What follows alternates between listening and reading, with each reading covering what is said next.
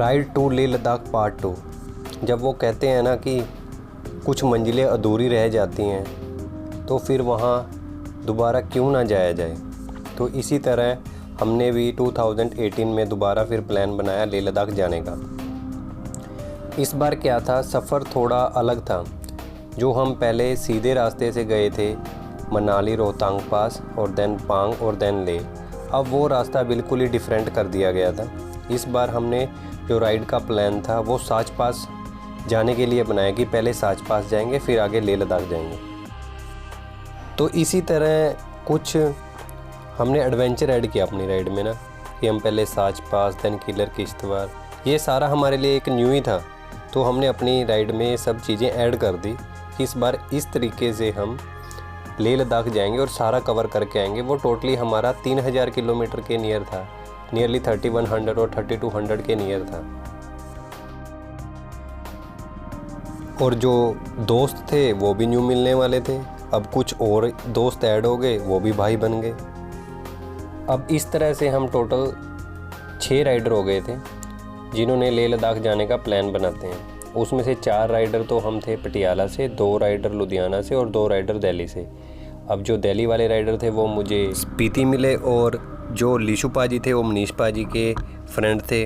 वो last time मेरे साथ साच पास गए थे, तो साच पास के बाद उनके साथ एक फ्रेंडशिप हो गई थी, तो इसलिए वो भी इस बार लेह लद्दाख साथ ही जाना चाहते थे। क्योंकि मैंने लास्ट बार 2017 में अटैम्प्ट किया था लेह लद्दाख, तो उन्होंने किया क्यों ना हम सारे मिलके एक ग्रुप बना के लेह लद्दाख दोबारा जाया जाए। तो ऐसे ही दोबारा डिस्कशन होती, सारी प्लानिंगें बनती कैसे लेह लद्दाख जाना है। तो इस तरह से हमने जो हैनले वाला परमिट था वो भी सोचा हुआ था कि हम ले जाके ही हैनले वाला परमिट लेंगे, वो डिस्ट्रिक्ट ऑफिस से ले से।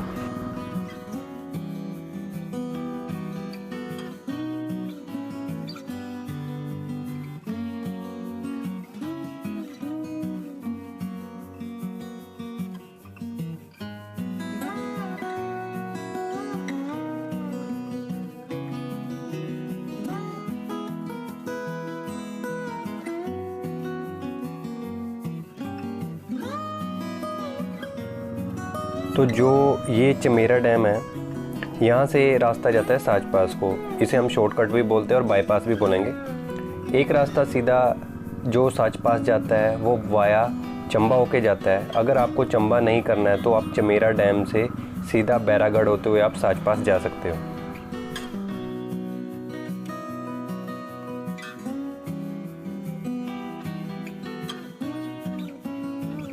और जो आपको अपनी बाइक में पेट्रोल फिल कराना है तो उसकी कैलकुलेशन कैसे करनी है, बैरागढ़ से पहले ही एक पेट्रोल पंप आता है, वो आपको रास्ते में दिख जाएगा। वो बैरागढ़ से थोड़ा पहले है, वहाँ से आप अपने टैंक को फिल करा सकते हो। उसके बाद नेक्स्ट जो पेट्रोल पंप है वो किलाड़ में है, किलाड़ में जाके आपको पेट्रोल मिल जाएगा।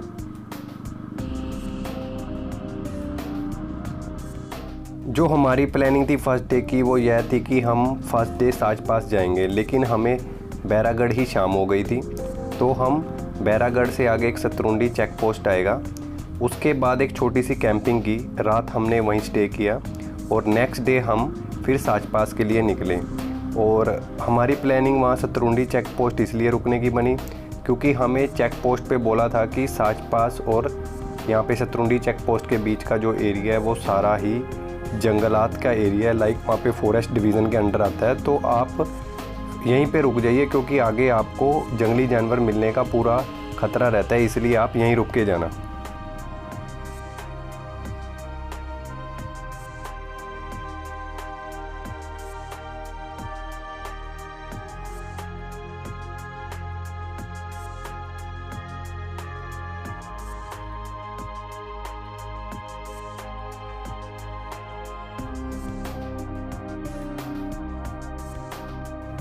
अभी मॉर्निंग के 7 बजे हैं, लेकिन रात का सीन अभी कोई भूला नहीं था। एक्चुअली क्या हुआ था, जैसे ही हमने सतरुंडी चेक पोस्ट को पास किया तो हमने आगे क्या देखा, 800 मीटर की दूरी पे ही हमें शेर दिखा। अभी मेरे साथ सनी था, हमारे दोनों की बाइकें ही आगे थी, मेरी और सनी की, और हमने वहाँ से थोड़ी सी सलेंसर की आवाज़ को साउंड किया, सलेंसर को हाई बेस किया, तो और पीछे से एक महिंद्रा बोलेरो पिकअप आ रही थी, उसने हमें पास करके आगे से उसने हमारी हेल्प की और जैसे उसने टाइगर के आगे ले जाकर खड़ी करी गाड़ी को, वो नीचे की तरफ जाना स्टार्ट कर दिया। तो इसलिए जब भी आप साच पास जाते हो तो रात को मत ट्रैवल करो, कहीं पहले ही कहीं टेंट या कैंपिंग लगा के रुक जाओ।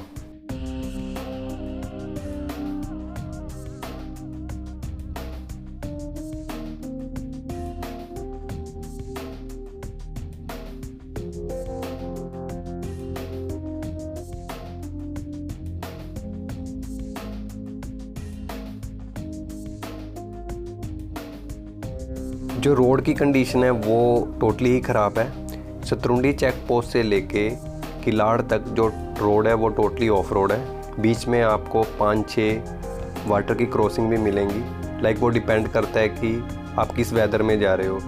तो और जो कि आपको रोड है वो तो बिल्कुल ही डैमेज है। वहाँ पे आपका बाइक वही 10-20 की स्पीड से ही चलेगा पहले दूसरे गियर में। तो वहाँ पे बिल्कुल ही प्यार से चलाएं बाइक को, कोई ज़बरदस्ती मत करें।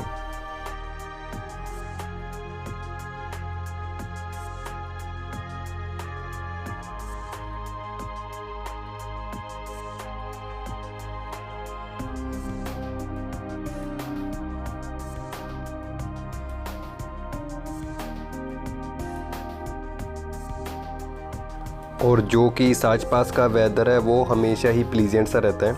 वहाँ पे आपको गर्मियों में भी बर्फ़ देखने को मिलेगी। हम वहाँ पे जुलाई मंथ में गए थे तो आप वहाँ पे ये स्नो देख सकते हो कि फुली कवर है। लाइक वहाँ का टेम्परेचर डाउन नहीं होता है बिकॉज़ वो हाइट पे है।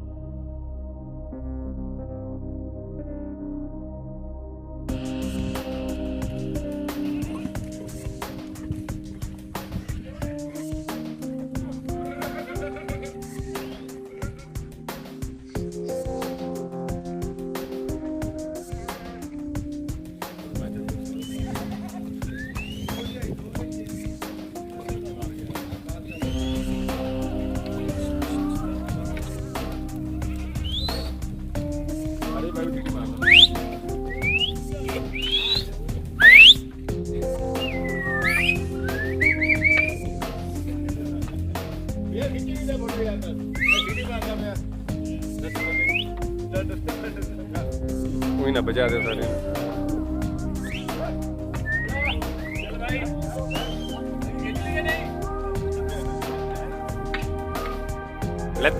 ले तुसी एक बारी ऐ करियो।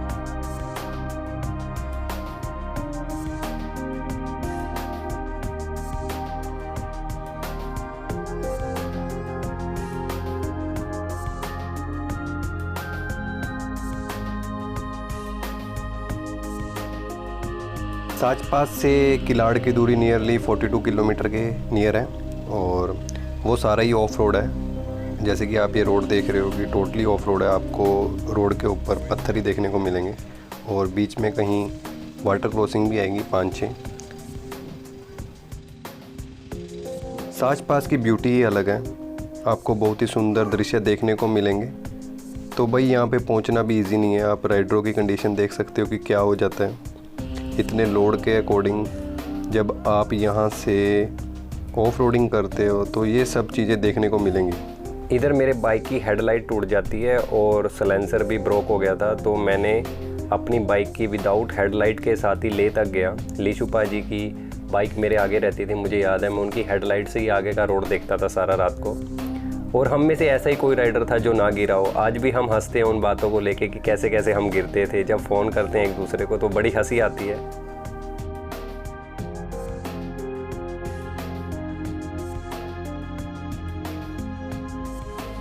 ये रात को हमने 2 वाटर क्रॉसिंगें क्लियर की, जिसमें से एक वाटर क्रॉसिंग तो बहुत ही ज़्यादा डीप था। लाइक पानी हमारे बाइक के सलेंसर तक पानी में चले गए थे, तो हमने मिल के रात को क्लियर किया। रात के 9 बज रहे थे यहाँ पे। एक्चुअली हम इस रोड से बिल्कुल ही अनजान थे, लेकिन वो कहते हैं ना कि भाई ग्रुप में हिम्मत होती है, तो मिल के हमने बड़े टास्क किए हैं। जैसे अब यहाँ पे रात को हमने एक एक करके 1 बाय 1 इतने लोड के साथ बाइकों को पानी से निकाला, तो वो भी एक अलग ही है। और मेरी तो बाइक की हेडलाइट ही नहीं थी, मैं तो सामने वाली बाइक की हेडलाइट देखता और लिशु पाजी बोलते कि मैं भी 30 की स्पीड से ही चलूँगा और आप भी 30 की स्पीड से आना, तो साथ साथ रहेंगे। तो ऐसे ही एक दूसरे की हेडलाइट को देख के मैंने ये सारा रोड क्लियर किया।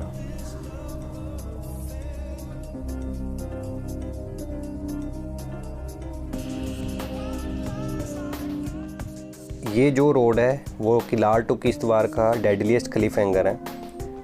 हमने ये रोड रात को क्लियर किया है क्योंकि हमारे पास टाइम कम था, क्योंकि हम ऑलरेडी एक दिन लेट थे जो हमने प्लान किए हुए थे। तो हमने ये सब रात को किया क्लियर। और जब कभी एक्सपीरियंस की बात आती है तो अब यही बोल सकते हो कि हमने ये क्लिफ हैंगरों को रात को क्लियर किया है। और मैं ये रोड में अपनी बाइक को विदाउट हेडलाइट्स के चला रहा था, बाइक को विदाउट लाइट के, फ्रंट वाली बाइक की हेडलाइट को देख के। तो आज अच्छा लगता है जब ये वीडियोस देखते हैं, तो एक मेमोरी याद आ जाती है कि हाँ भाई कैसे गए थे, और वो भी रात को इतने लोड के साथ ऐसे रास्तों पे बाइक को चलाना, तो एक अलग ही एक्सपीरियंस था। तो अच्छा भी है कि बहुत कुछ सीखने को मिला।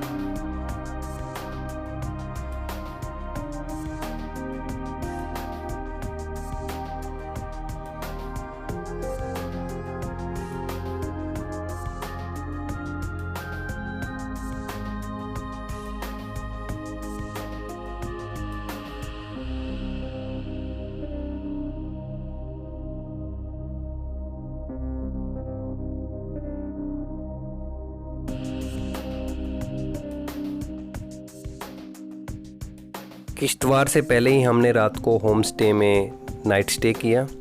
और इस रूट की जो सारी इन्फो थी वो मुझे नवनीत भाई से मिली थी। नवनीत मेरा भाई है, और नवनीत भाई ने पूरा लेह लद्दाख 1 मंथ के ट्रिप में सोलो राइड किया था।